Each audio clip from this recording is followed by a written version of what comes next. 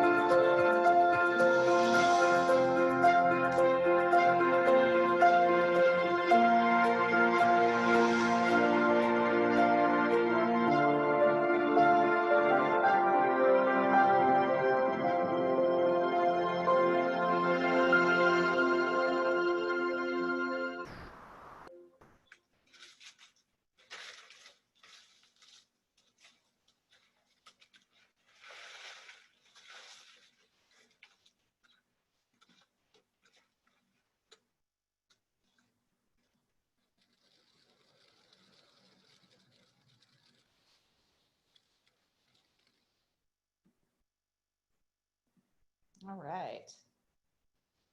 There we are. I put everybody on mute, so if you do want to speak after or during the presentation, raise your questions, please, in the question section. And here we go with presentation. All right. Great.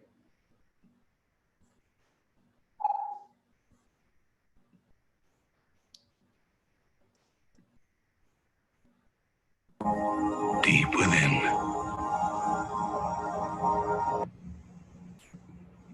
Okay, Alpana, are you ready to rock? I am ready. Okay. All right. So just so everybody has it, this is a quick social media overview in case you're tagging and posting. So this will be here, and we'll also put it in the chat feed. Yeah, I would say if you want to take a screenshot and put it on Facebook or Instagram or Twitter later, please do. Okay. All right, we ready? Yes, ma'am.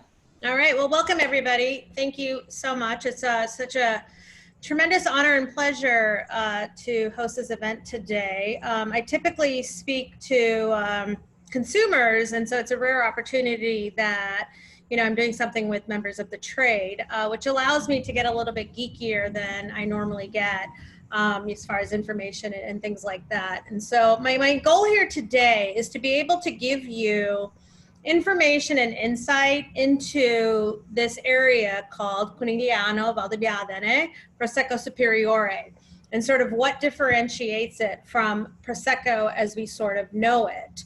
And what's interesting is that Prosecco as sort of a category at all has exploded in so much popularity in the last even decade. And unfortunately, when that happens so quickly, I mean, you go from a production of like 100,000 to 600,000, 600, something like that, million bottles. What happens is that your reputation kind of gets skewed in a very sort of fast way. And so there's a lot of misinformation out there, and there's a lot of sort of misconceptions and sort of sometimes rightfully so, perceptions about a category. And so what we kind of want to dial down, sort of drill down into, is the specific area that is called Conegliano, Valdobbiadene, Prosecco Superiore. And so this is a region, as you see on your screen right now, that's located in the Veneto region of northeastern Italy. It's a pretty hilly area that's located in the province of Treviso, between Venice and the Dolomites. So if you look at that sort of like sage green color there, that is the bulk of Prosecco production. That is the low-lying plains, that's sort of the DOC area. That covers about 23,000 hectares. But what we're going to concentrate on today is that yellow region, and that is the Superiore DOCG, and that's what we're referring to. So, and that's a far smaller area. That's roughly around 6,800 hectares. And then there's another area right there in brown, just so that you're aware, is the Asolo DOCG, which is roughly around 1,800 hectares. And so there's Prosecco DOC, but what we want to sort of bring awareness to is the DOCG area, which, like I said, is far smaller production. And the focus of this class here today is to discuss the sort of singular sensations and in terms of the sort of the microzones, talking a little bit about Cartizze, as well as the Rive, and also a couple of single vineyard designations as well. But first and foremost, if don't worry about like not wanting to drink some wine here. So go ahead and open. So each of you received, if you did receive wine, and there's a number of us joining us that did not, but you can still hopefully enjoy the information provided in the seminar. So go ahead and open the Bianca Riva, which is this bottle right here, as your first wine. So if you received that, please go ahead and open it and enjoy along. And then if you receive the second pack, we have the Col Sandago. So go ahead and open that. And then please sort of think about it as we're talking about sort of the aspect and exposure of what makes this area so unique. So can we go back to that area? Yeah, there we go. Perfect. Awesome. So this is a historic production area that has sort of remained largely unchanged since the 1930s. And when we're talking about the DOCG area, what we're referring to is 15 communes that make up this area. And then 2 of those communes actually lend their name to the overall appellation name, and that is the communes of Conegliano and Valdobbiadene. So that's where the actual name comes from, and you can see on your map there. And also when you received your samples, you received this beautiful map that is a great resource for studying. So please hold on to that, because I know maps are something that we kind of geek out on. And so thank you to the consortium for providing that. And so, okay, so now I'm ready. So the Valdobbiadene, so the Superiore Cartizze, the Cartizze area is a subzone of about 108 hectares. And then when we're referring to the Rive, it's 43 communes that can attach their name. We're going to get into a little bit more detail in that later. And then, as I mentioned before, the Valdobbiadene is 15 communes. As you can see from this photo that we're focused on right now, we have a very hilly and steep landscape area, which was recently declared a UNESCO World Heritage Site after years of lobbying. This happened in 2019.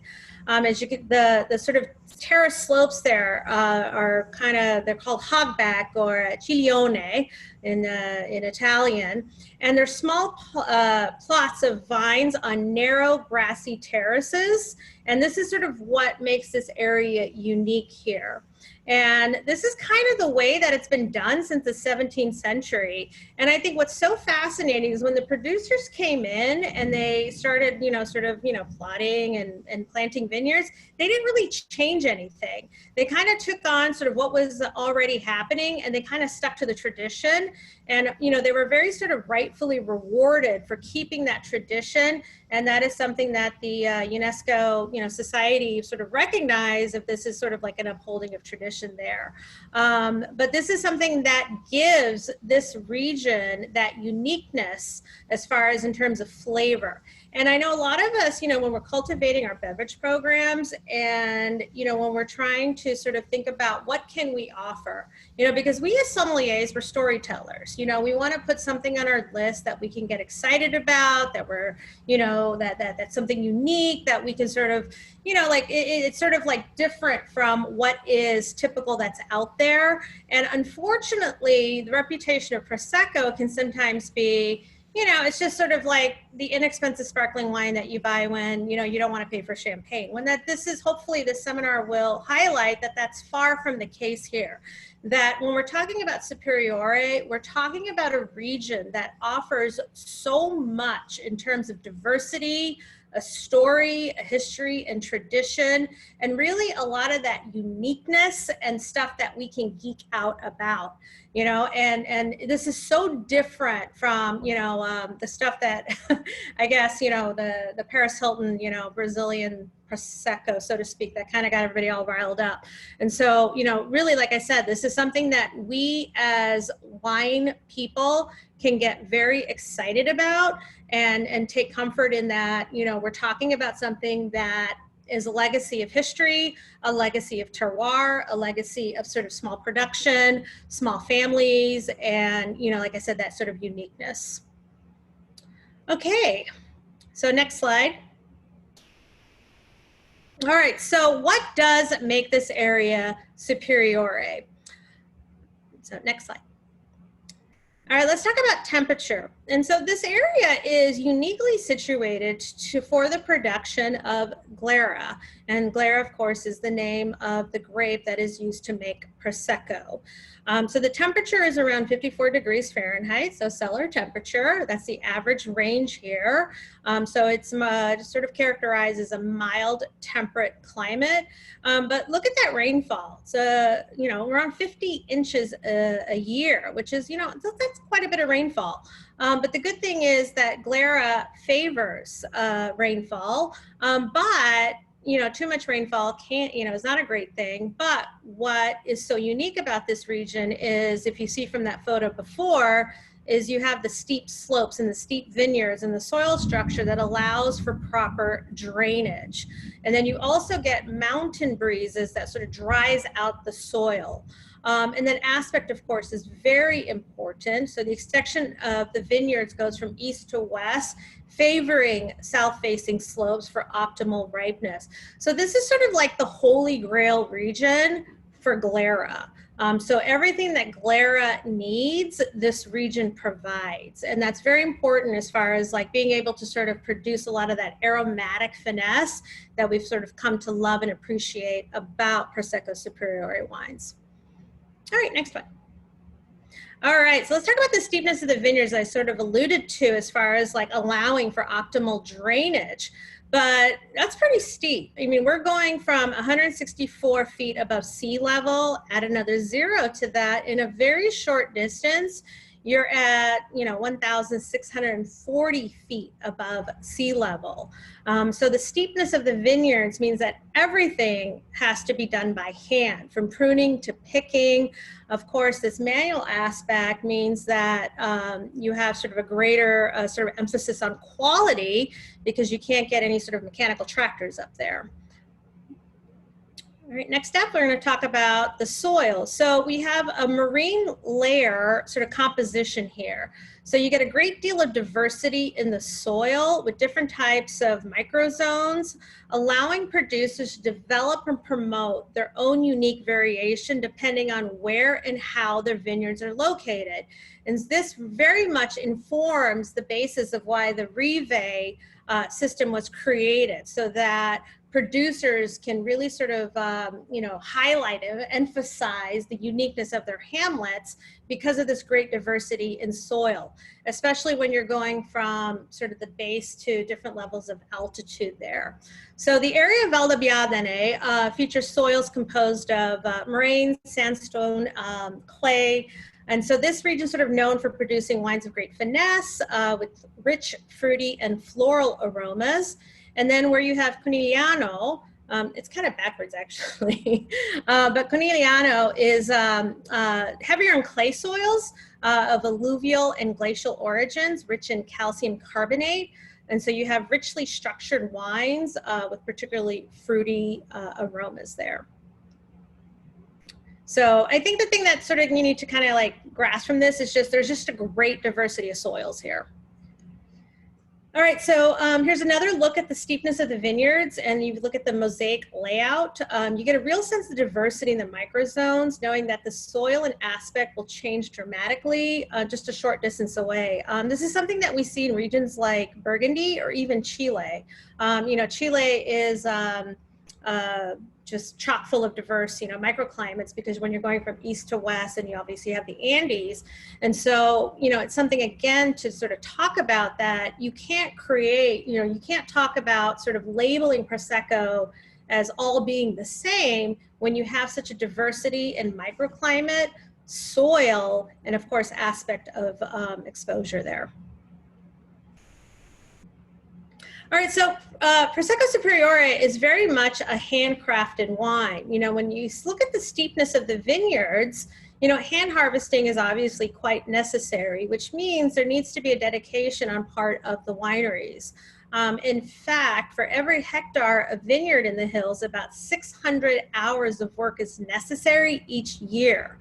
And that's in sort of, just as a comparison, on the plain where Prosecco DOC is produced, it's an average of 150 hours. So, 600 hours of work for every hectare.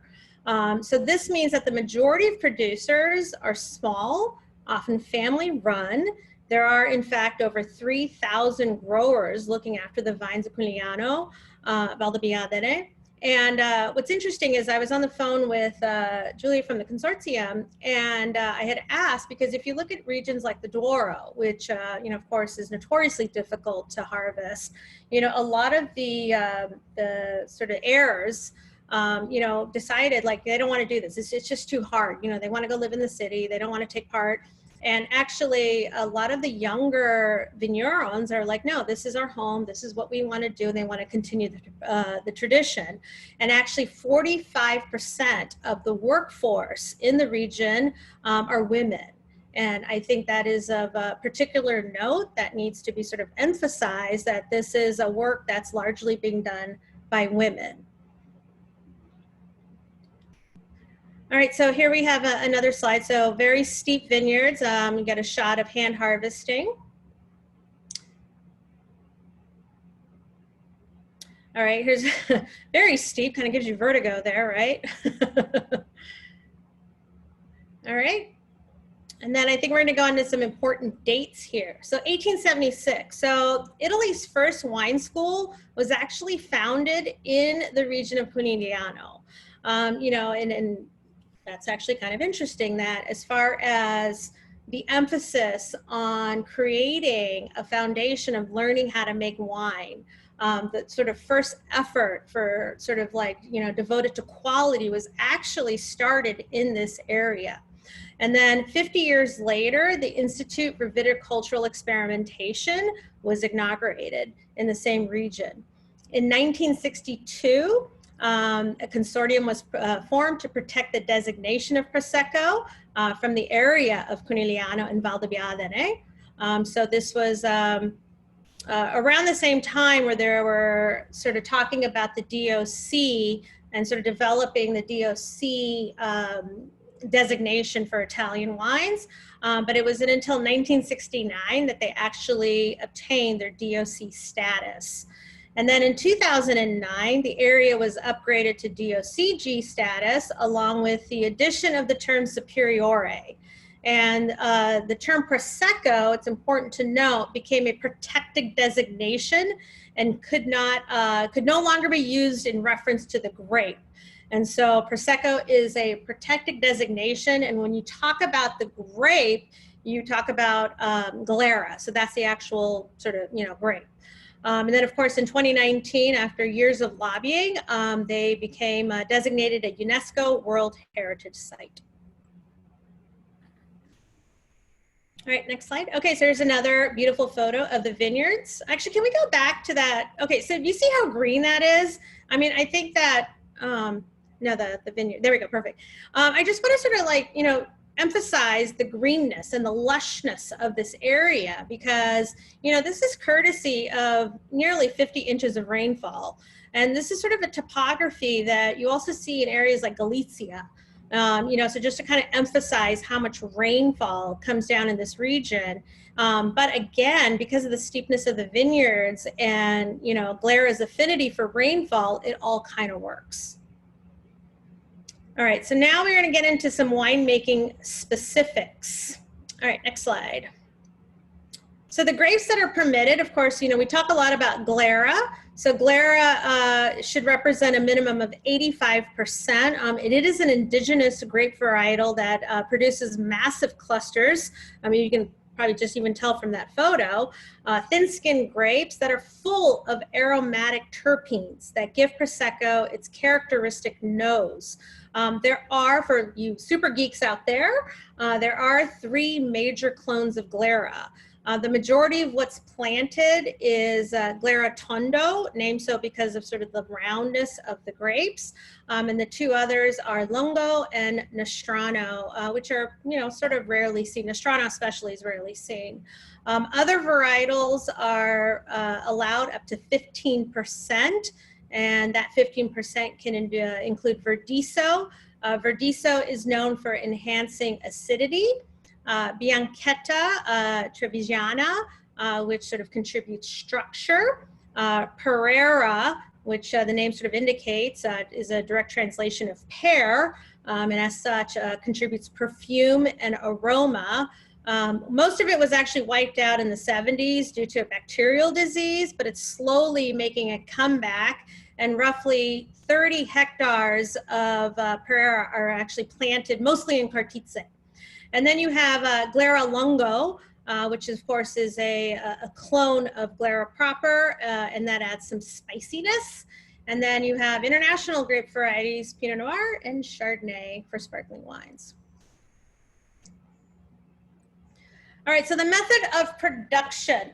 So, we're talking about the Martinati method, also known as the Charmat method, the Martinati-Charmat method, or the Italian method, also known as the Cuvée Clos method. And so around the 1850s, of course, champagne was already being produced on a fairly large scale.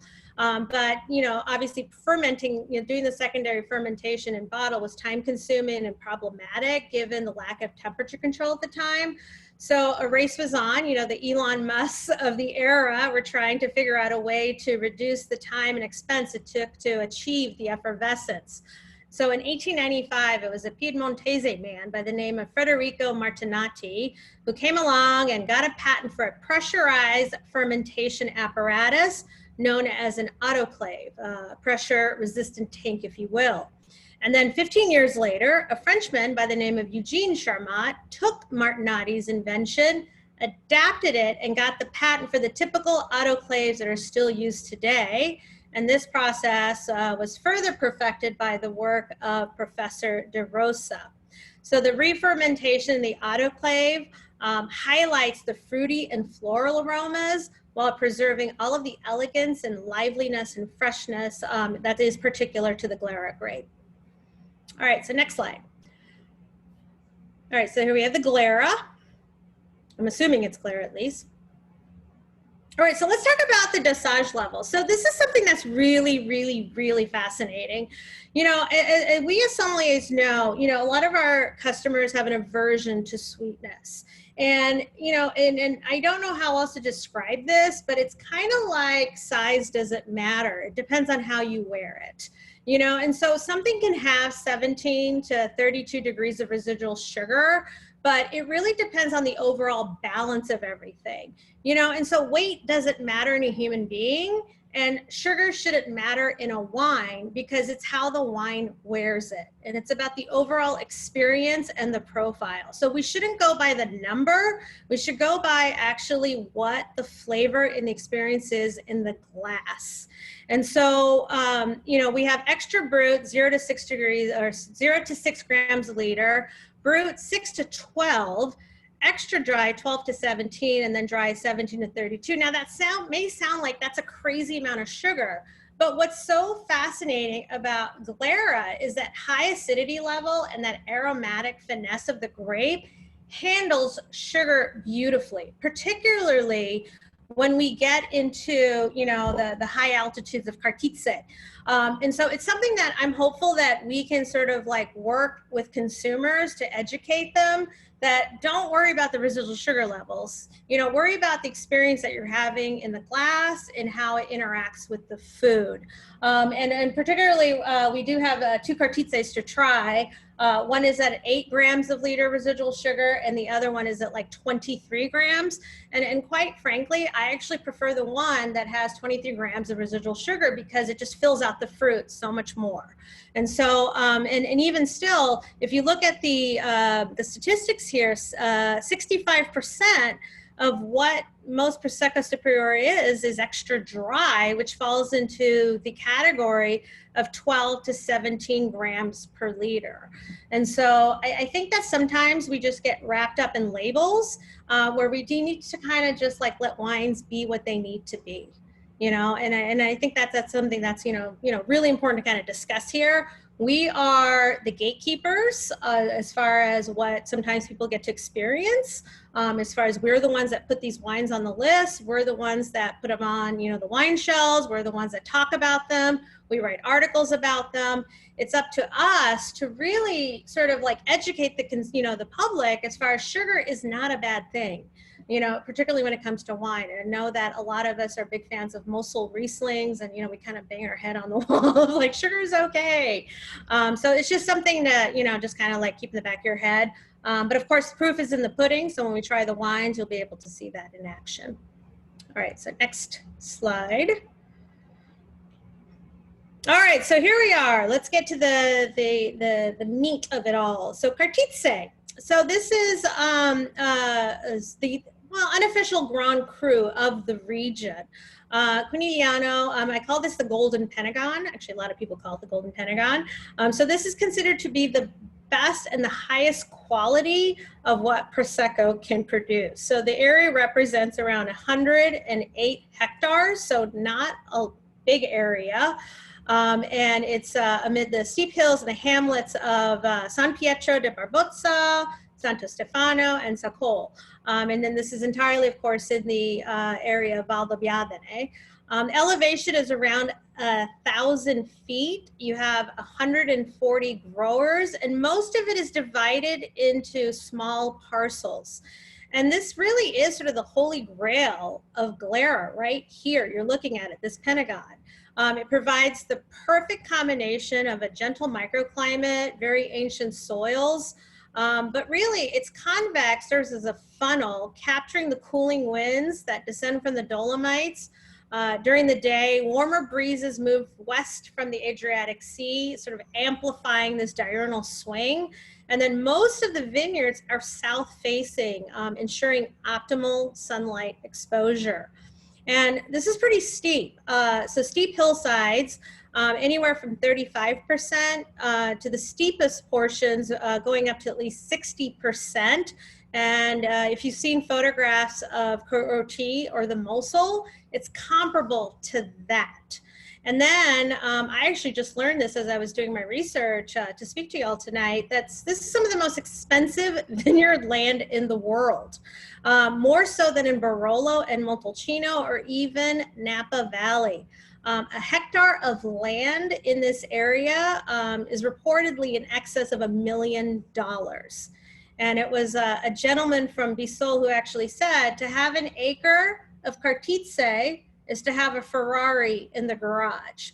So there are 140 folks who have a Ferrari in their garage. So if you kind of think about it that way. And I didn't really know about this. And so, you know, when we think about expensive vineyard lands, you know, we're thinking DRC. And really what we should be talking about is Cartizze is some of the most expensive vineyard land in the world, folks, right here. And if you think about it, what's the most expensive bottle of Cartizze you've seen? $40, $50, you know, versus like a bottle of, you know, DRC, right? Untouchable. All right, so, you know, this region is so prestigious, you know, it's extremely prestigious to have a Cartizze in your portfolio. And so producers will sometimes have to source together fruit from different parcels to produce one. Production, of course, is extremely limited. We're talking about 1.4 million bottles, or just 1.6% of the production of the area as a whole. And you'll often see actually the term Superiore de Cartizze on labels to sort of further emphasize the specialness of this area.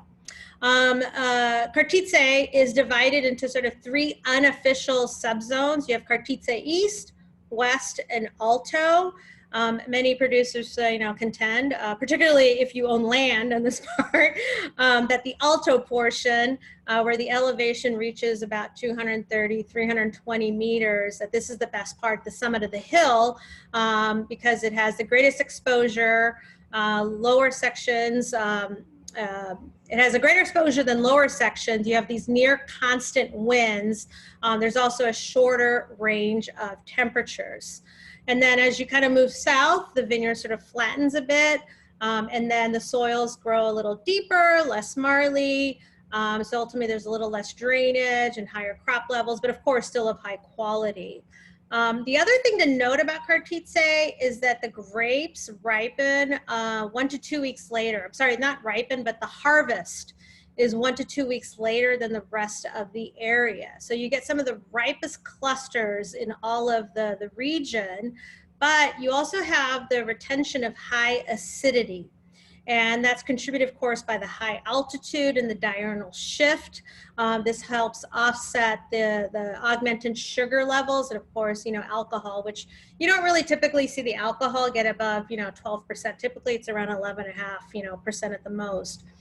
So, of course, due to the ripeness of the grapes, Cartizze is traditionally bottled dry. And, of course, you know, when we say dry, we're referring to 17 to 32 grams of residual sugar per liter. And so while champagne at that level would be like, you know, moelleux almost, at this level, Cartizze really masks its sugar very well because you have that acidity from the high altitude. At the most, you know, you'll think maybe it's, you know, off dry.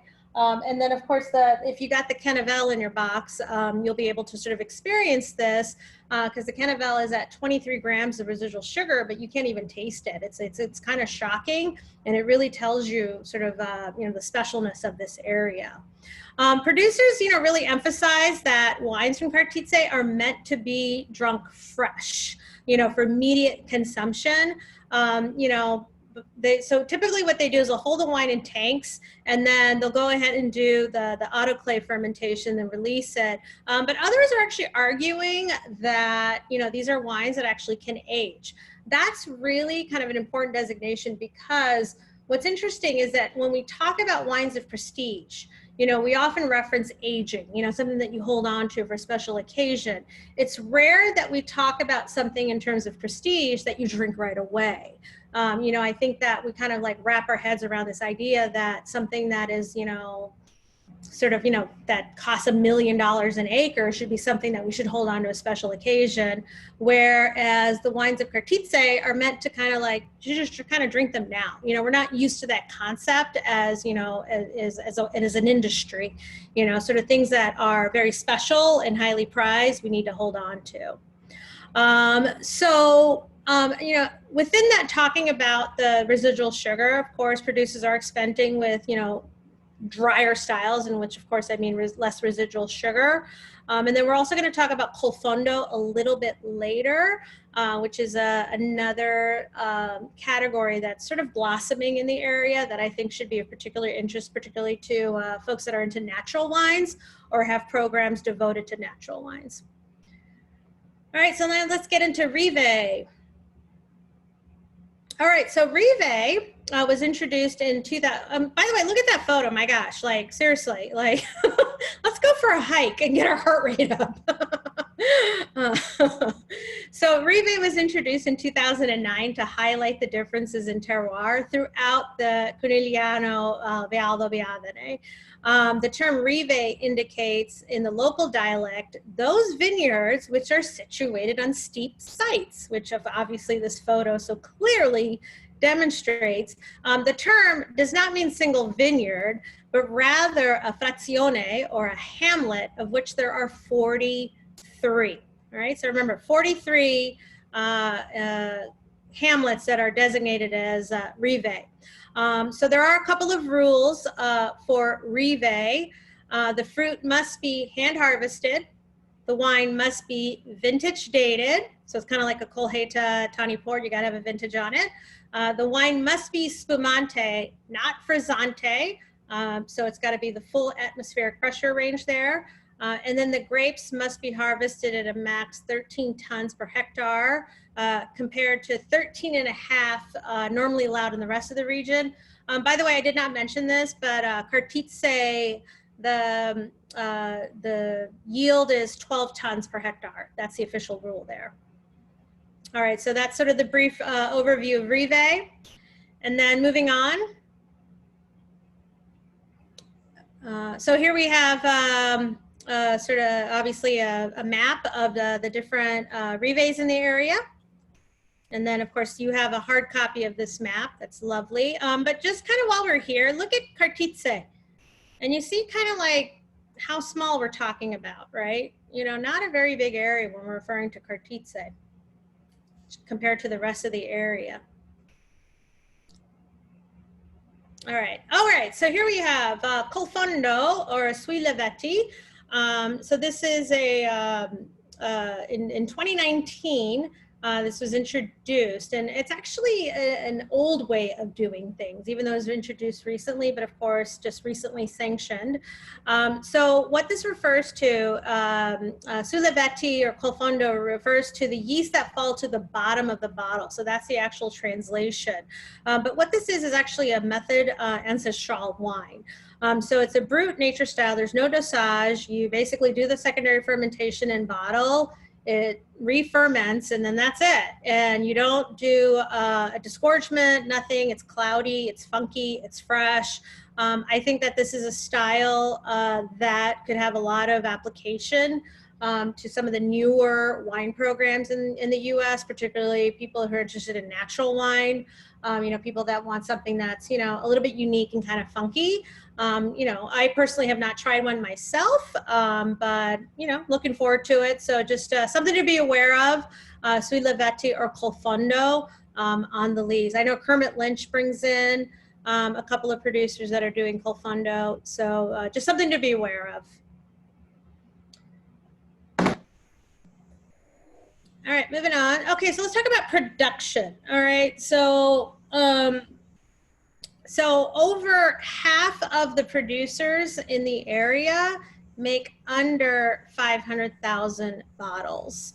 And so again, to just juxtapose sort of the reputation that Prosecco has, you know, when we're talking about Prosecco Superiore, which is a more specific area, you know, what we're talking about small production, you know, wineries that are producing less than 500,000 bottles a year.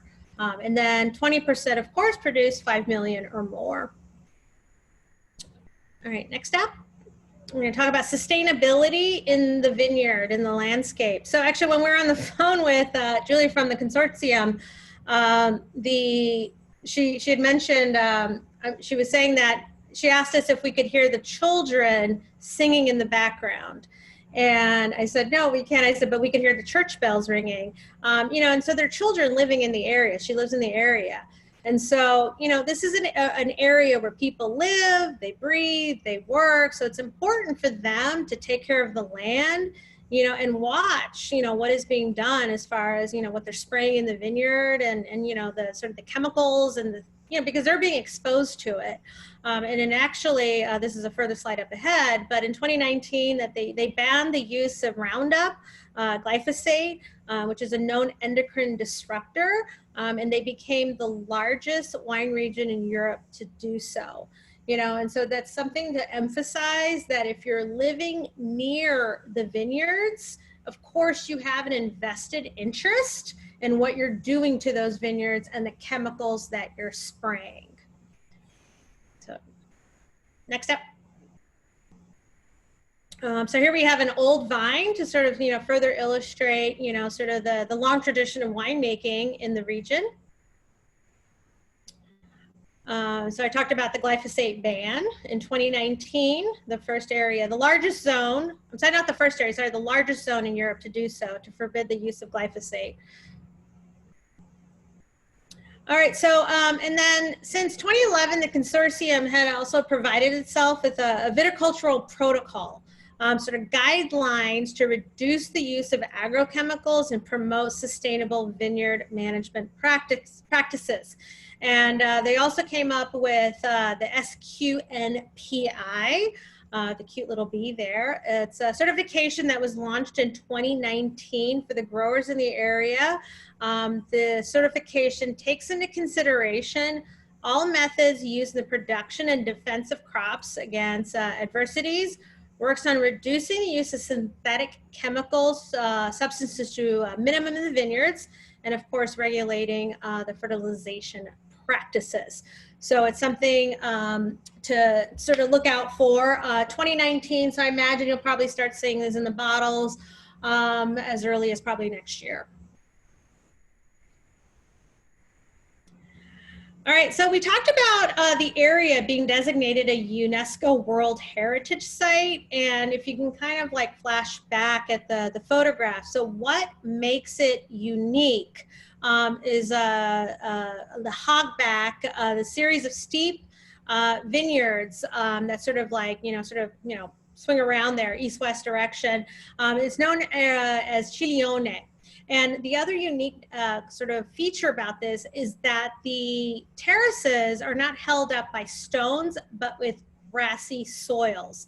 And of course, that mosaic patchwork of landscape that's been done since the 17th century that the UNESCO Society recognized as worth sort of preserving for future generations.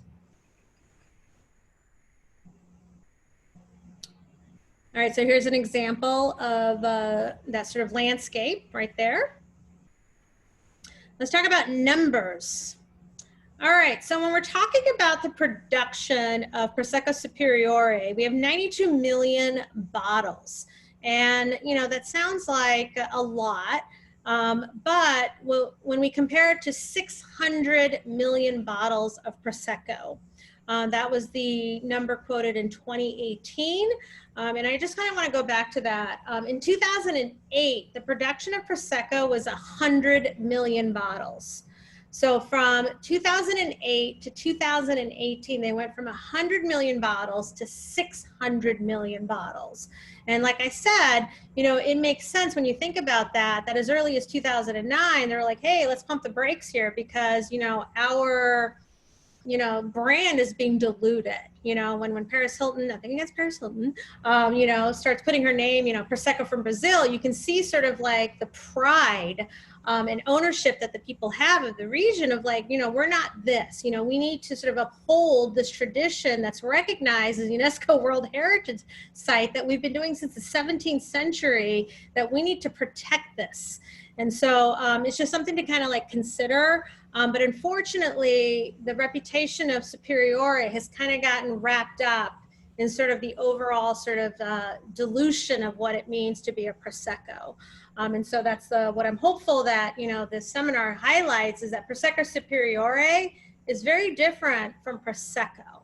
You know, that we're talking about this unique landscape, we're talking about this, you know, old world tradition, we're talking about this unique aspect that produces wines of distinction. And I'm hopeful that that kind of gets across. So going back to that, so 92 million bottles produced compared to 600 million bottles of Prosecco DOC. Some other numbers, because I'm a big numbers person, 370 million bottles of German Sekt, 315 million bottles of champagne, and 216 million bottles of cava. So just a fraction of what is produced, you know, around the world in terms of sparkling wine. And just to sort of clarify that number on champagne, when I say 315 million for champagne, I'm talking about actual production for the year. I'm not talking about number of bottles held worldwide for champagne. That figure is actually closer to about 1.5 billion bottles. And so as far as bottles of sparkling, of course, champagne reigns as far as like what people have in their hands. But as far as production, you know, Prosecco Superiore is a very tiny number. And then within that, 86 million is Superiore, 2 million roughly is Rive, 1.4 million is Cartizze, 2 million is Frizzante, and then in case of those of you who are wondering, do they make still wines? Tranquillo, very little at 160,000 bottles. All right, next up. All right, so 98% roughly, of course, what they produce is sparkling, a little bit of Tranquillo. Exports, roughly, you know, little under a half is exported. The UK, of course, is the biggest market for Prosecco Superiore. The US is right there at number 4 in line at roughly 2.8 million. So the UK is, they love their Superiore. In the US, you know, we got some work to do. All right, now we're gonna talk about the labels, how to buy Prosecco Superiore. So of course, each bottle comes with the DOCG tag. You have the registration number. So what's interesting is if you look at that number there, that's a different number for every single bottle. And of course, there's also the QR code as well. And then you'll have the consortium logo. And then I don't know if you can make out on your computer, but there's 15 red dots in that circle. I don't know who's controlling. Maybe Kimberly, you're the one that's controlling. If you could point the arrow to the red dots. There you go. She's circling around it. That represents the 15 communes in the Conegliano, Valdobbiadene area. So it's a nice little piece of trivia there for you.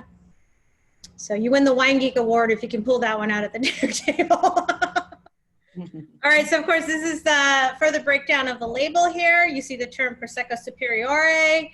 And then of course, everything else is sort of, standard. But the thing to keep in mind, of course, is the dryness level, so here it says brut, which of course refers to residual sugar.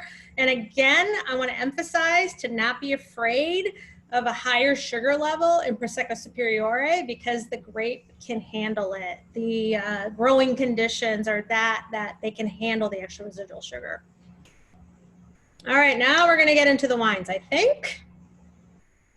All right, storage. What, you're going to store it? You're supposed to drink it. So, hey, Alpana, there was a question from, I think it was actually from Jeffrey Burrows about aging and qualities that might come from aging the wine. we actually have a 2013 in the lineup. And, again, it's not something that I've ever considered. I think that if you're going to age Prosecco Superiore, it's because you forgot to open it or you forgot that you had it. But I don't know that I've ever deliberately thought about aging Prosecco Superiore. My immediate concern would be about losing the freshness of the fruit, because what we love about the grape is that peaches and the aromatics and, just the freshness and the juiciness. And so I'm just curious to see what would happen if it oxidizes, if that freshness oxidizes and what it takes on. And so I would say the closest example would be like if you took something like a muscat and you aged it, what would happen? Or maybe like a Muscofilero or something that's got a lot of terpenes to it. Maybe something like, Torrontés, again, I worked at Everest where we had so many wines from Alsace, and, muscat, if you didn't drink it within 5 years, it was just kind of like, no, it's not good anymore. But occasionally you would get a producer that did do an aged muscat, and it was like, oh, okay. But you did pick up kind of like a lot of burnt sugar aromatics from it. So I don't know if it's something that you would have to do by need to make it better. Like I said, it's not like German Riesling where you just get, or even like Runer Veltliner, from like a great Fetterspiel or Schmaragd where you get a lot of intensity as you age it. So, I don't know. It's just something that I don't have a lot of experience with, but it would be, again, a curiosity. So that's a great question. I was just going to offer up too that Adami makes a method traditionnel with Glera. So you might want to, if you're interested in seeing its ageability in that regard, you might want to look for method traditionnel folks. There are very few of them. That's a great point. And Adami, of course, is widely available in the US. So, definitely take advantage of that. All right, so here we go. And speaking of, I was referencing the 2013, the Bianca Riva, which I think I already, actually it says 2013, but I have 2016. So just to confirm the vintage, it's 2016. Kristen? Oh, you're on mute. I think that might just be a typo. Yeah, I think everybody has 2016. Okay. Okay, so this is a Rive, so from the area of Colalto, and then not to be confused by, there's actually a producer, Colalto, so it's named after the family, the Colalto Hills, and this is 88% Glera, and then you get 12% Verdiso and Bianchetta, and this is running around 8 grams of residual sugar. So not a lot in terms of, what your typical, like that 65% range being in that 17% or 17 grams and above. But again, you get sort of this like wonderful peachy aromatic, almost like a peach cobbler, beautiful acidity to it, and just this sort of, vibrancy, and you see that acidity coming through. Again, this area is to kind of like highlight the uniqueness of the Colalto hamlet. And I'm going to hand this over as far as I would love to get some feedback as far as like what other people are experiencing and what they think or questions, and sort of like, make this now an open dialogue. And be sure to unmute yourself if you have a comment.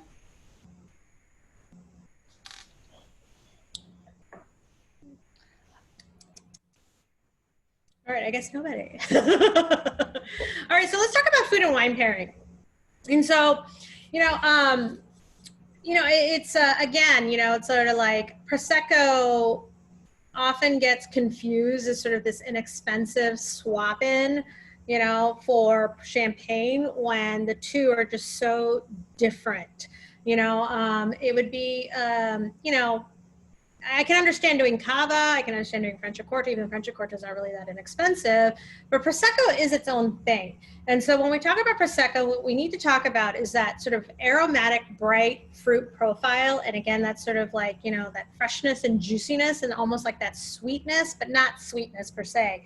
And it's a great match for the types of foods that we like to eat today. I'm South Asian, in case you can't tell, but I love Prosecco with Indian food. I love it. I think it's one of the best pairings with Indian food because it's got the acidity, it's got the bubbles, it's got the, sort of like cleanse your palate after all that heat and spice. So that's like one of my favorite pairings. I also love it with salty foods, so if you're doing something like charcuterie, and actually the typical pairing in the region would be, a piece of bread with some salami and, or lardo on it. That would be the typical pairing to kind of get that sweet, savory approach there. All right. I know we had some questions here. All right. So now moving on, we have the Colalto. So this is the Isabella, named after the Princess Isabella in the area. So her ancestors settled in the area and they kind of built the castle next door. A little bit lower in residual sugar, again, only 5 grams per liter. This is 100% Glera, running at 12% alcohol. What's interesting about the Colalto folks is that they're the largest estate in the region, covering about 164 hectares, but they were also one of the pioneers of the sort of drier style of using less residual sugar. This wine does mature sur lié in steel for 3 to 6 months.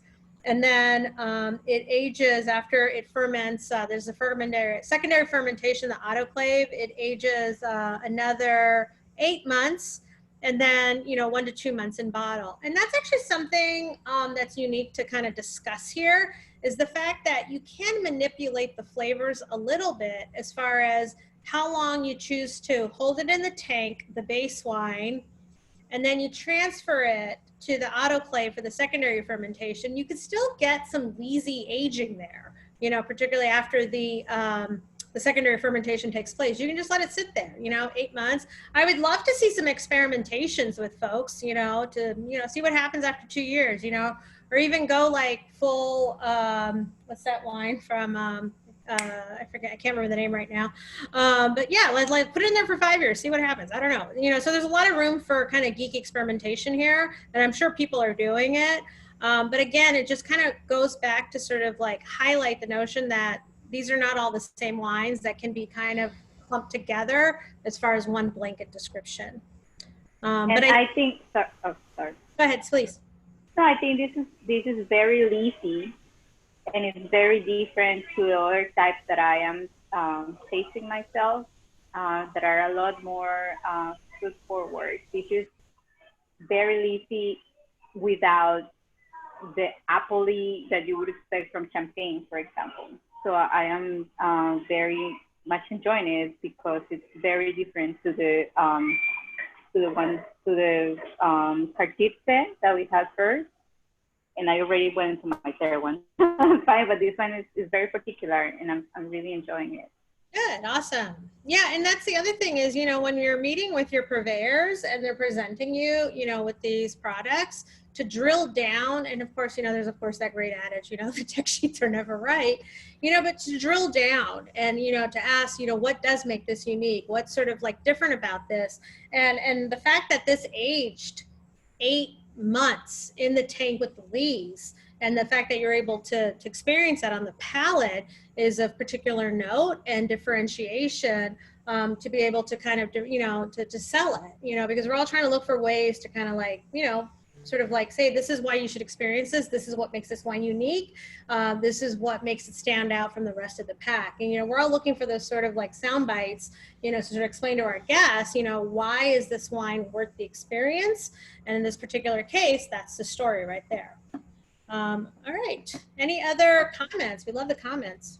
I did have one other question in regards to the other varietals that are allowed. Yes. With Prosecco, I have the Biancoreva, the Tenuta degli Ultimi, and it has the Vertizo and the Bianchetta in it. And is it quite common or more traditional? Do a lot of producers involve the Vertizo because of its acid component as well as the Bianchetta because of that structural component? No, actually, the most of what you get from the region is predominantly Glera. And I think that you do have producers that, you know, try to differentiate again with the use of these sort of like local indigenous grape varieties. And the fact that I think, well, you know, we referred to, you know, the Pereira, that they're trying to revive it, you know, to sort of like, you know, further differentiate it. You know, hopeful to see. But there's only so much room for movement, obviously, in there because, you know, it is 85%, you know, Glera required to be able to keep the designation. You know, but again, you know, I'm sure that it is Italy, you know, so you do have, you know, sort of these maverick, you know, folks that are hopefully pushing the boundaries, you know, testing out these, you know, sort of like cool grape varieties. You know, in general, what I sort of have learned, you know, in my career is that what we love as true wine geeks and professionals, unfortunately, does not make economic sense for the producers. So, you know, while we would love 100% Pereira, you know, Prosecco, you know, it would be a difficult sell, you know, on the mass market. You know, I just brought in a wine that's 100% claret from Old Vine Vineyards, and it's like $60 a bottle, you know, and it's such a hard sell, but people have no problem buying the Chardonnay at the same price range. I'm like, but it's 100% claret, like geek out with me, you know? And so, but again, like I said, it's just something that we all just need to keep, you know, sort of talking and sharing the story and sort of taking our enthusiasm for these wines and sharing it with our guests. I agree. I bring it up because I think it's interesting in comparison to the Conegliano and the Alice that this is the oldest wine and it is the wine that has these other varietals incorporated to it. Yeah, and exactly, right? the structure there is so clean. It doesn't feel like a 2016. It feels like 2018, 2019. Yeah, absolutely. I totally agree. And that blending component is, from our perspective, like as sommeliers, that's something that guests can relate to a lot as well. And what makes a lot of that complexity, or at least they see that in Sauternes and Bordeaux specifically. With that blend. Absolutely. I'll be so interested to see in these incorporations and not just 100% Glera. No, exactly. Nerds. All right, shall we move on to the next one? Should we move on to the Alice? All right, so we have the La Vigne de Alice, Douro Nature. So this is, Douro refers to the name of a single vineyard, and this is the lowest dosage level of the entire lineup. I know even though you got 3 and 3, if you are experiencing the Alice, this is the lowest dosage level out of all of them. So it's a unique experience to be able to just kind of see what Glera is like on its own without the sugar.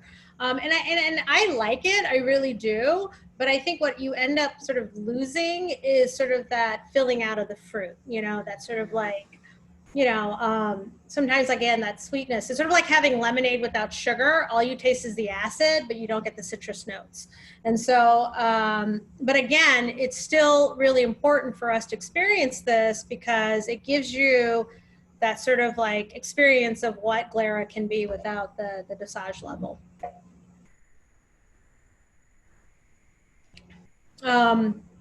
Yeah, so it's just kind of like laser sharp, bright lemony acidity. I would love to be able to taste the range from this producer in different levels of dosage. So I guess when I make it to the region, you know, like you know, to see kind of like different levels there. But again, you know, it's got this lemon curd acidity to it, and it just makes me want like fish or seafood. It sort of like acts like a squeeze of lemon juice that you want to like put all over food. You know, just sort of that bright lemony acidity that you know, sort of like brings in that sort of freshness and crispness there. And what's like calamari, fried calamari, even just like something fried. I think it would be quite delicious with. Oysters, yes, oysters would be great. Somebody said oysters. All right, what's everybody else experiencing?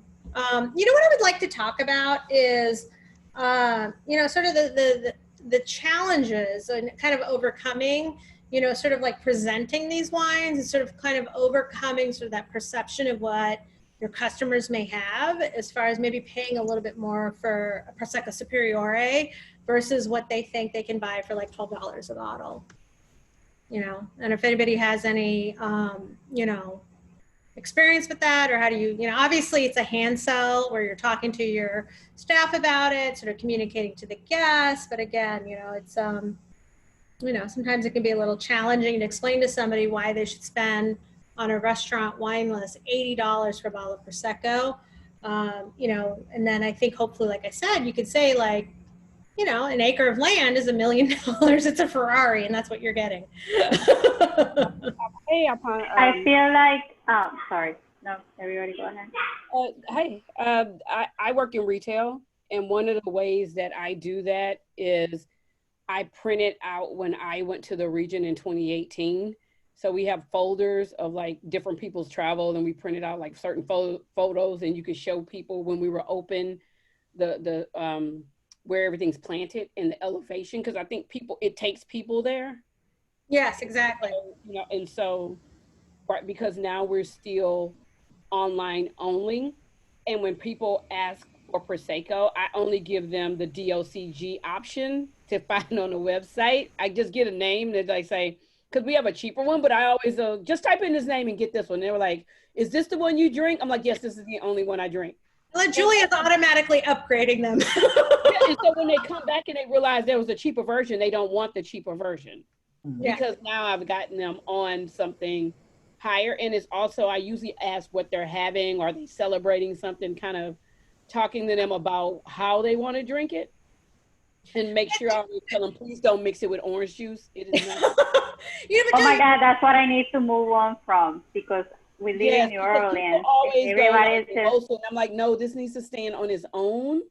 Like, this is not that one. If you didn't come to a boutique wine store to ask that question, if you wanted that question, you could have went to the grocery store and got something, but you didn't. So I feel like I can explain like, hey, have a really nice meal, you know, treat yourself. I know it's a little higher price, but I guarantee you'll keep buying it. And usually they're all repeats.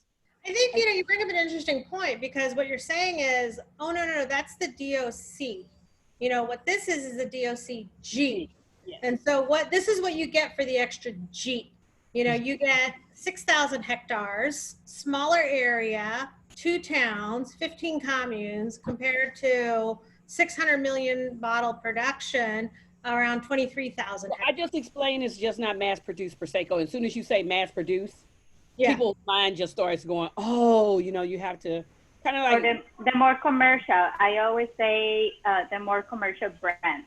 Yes. Right, and then I explain the difference as to the size, the specialization, and all that. And to me, I do not work in the restaurant setting, but I am a true believer that when you do food pairing, the only way that people can learn that, and that I learned that, is by trying it, right? So if you're going to have a lot of fried food, which we do here in New Orleans all the time.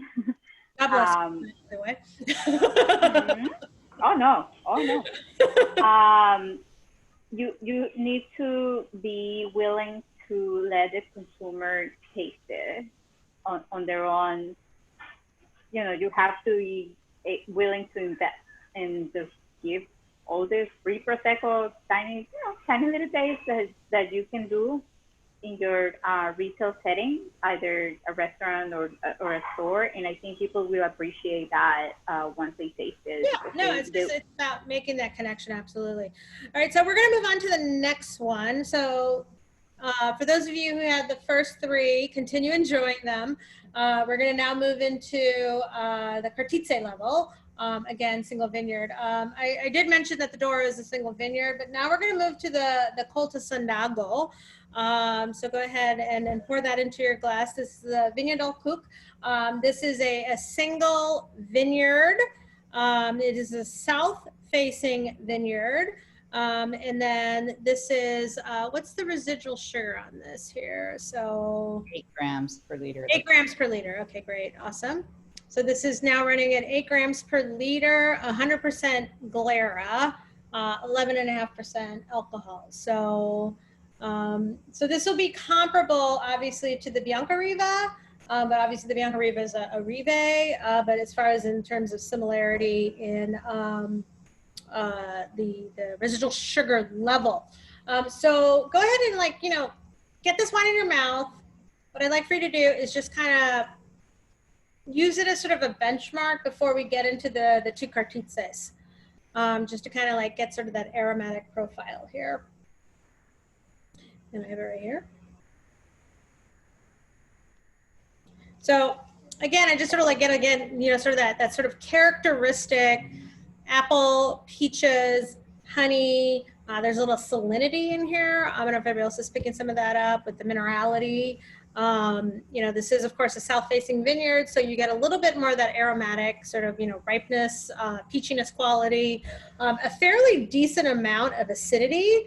And again, that acidity is so important, you know, sort of that preserved lemon rind that brings to a lot of brightness and freshness that sort of balances everything out. That makes it also just a natural sort of slide in for food pairing. You know, and Prosecco is such an easy for food pairing. You know, I'd mentioned South Asian food, you know, but this is also great with any type of, you know, cuisine that calls for sort of a clean wine. You know, so we're talking about like Vietnamese food, Korean food, you know, any type of sort of like, you know, obviously Chinese food, or even like food with a little bit of like heat to it or spice.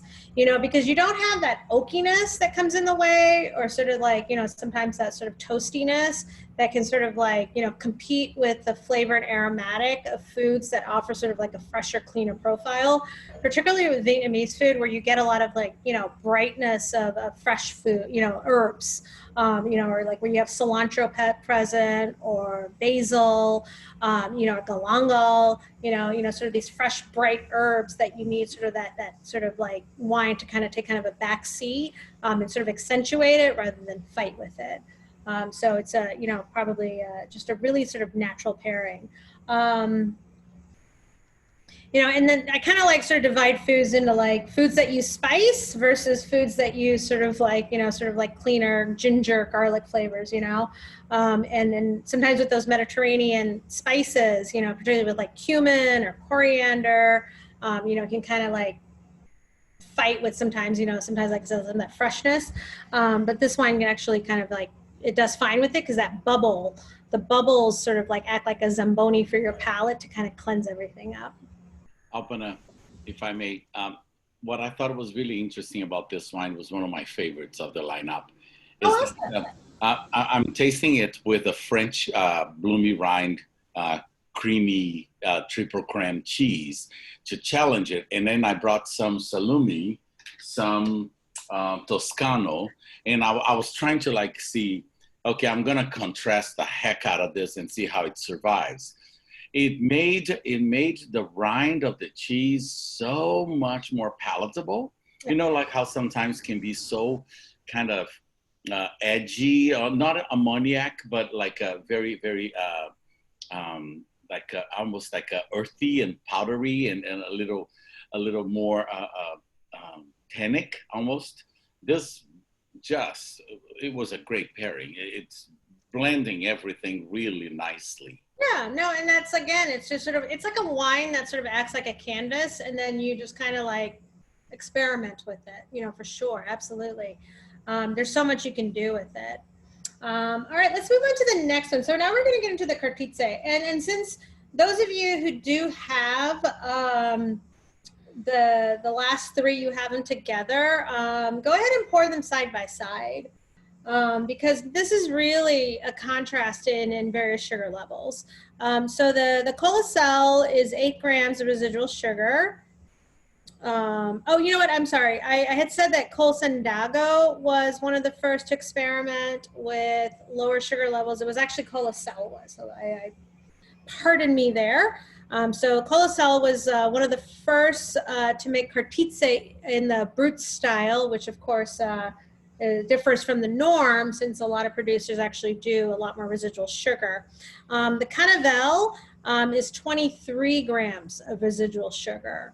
And so you're going to get just a lot more apricots and peaches and that freshness and liveliness. And it's really fascinating to try this two side by side to really illustrate what residual sugar can do. You know, and going back to my analogy, you know, it's not the number, it's how the wine wears it.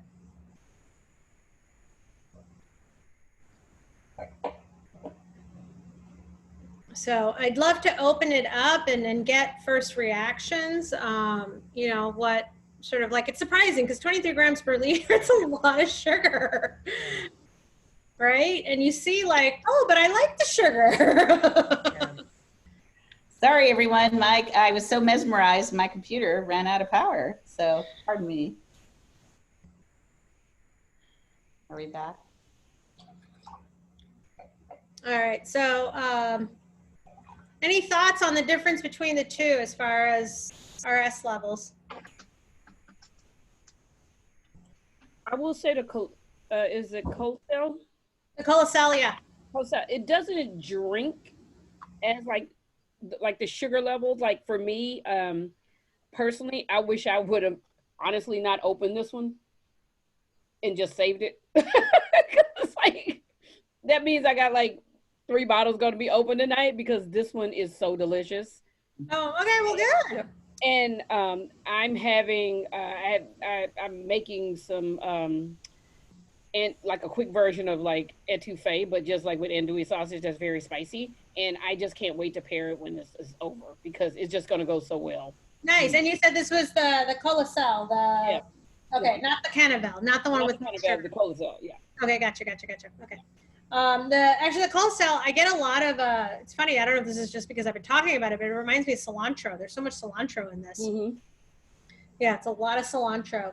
But yeah, it's just like makes you want to have like guacamole. It's so good, right? Guacamole. That's why I say I have to find a bottle on my own because if had I known what it was before I opened it, I probably would have been like. Yeah, and then the Cannavale, like again, it's just like got a lot more of that. I don't want to use the term Moscato, but it's got that sort of like ripe peachy apple, you know, sort of juiciness to it.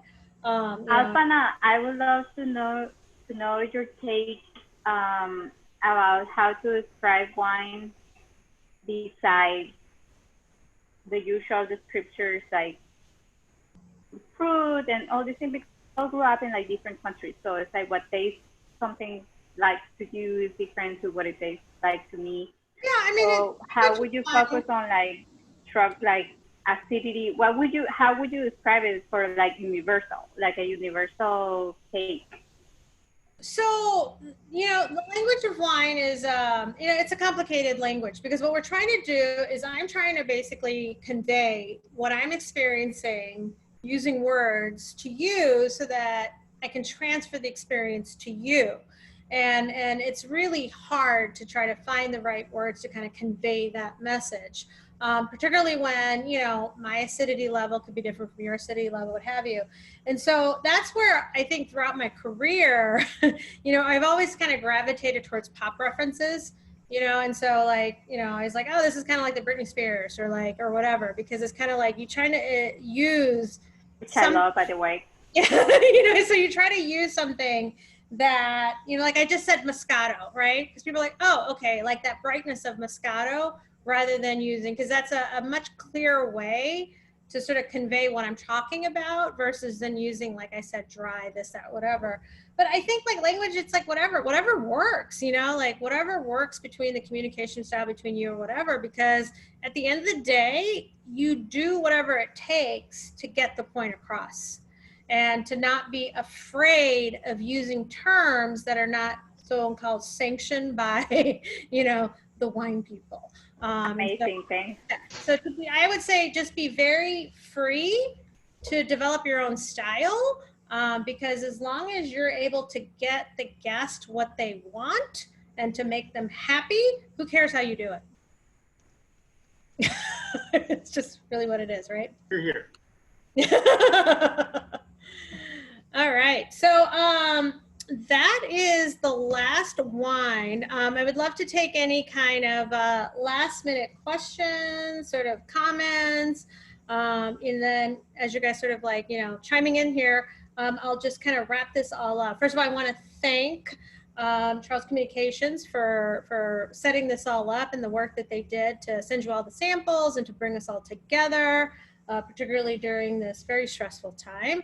Thank you, Liz, for reaching out to me and allowing me to be part of this, and Kimberly and Kristen for all your hard work, you know, putting together slides and information and making sure that I look good in front of all of you.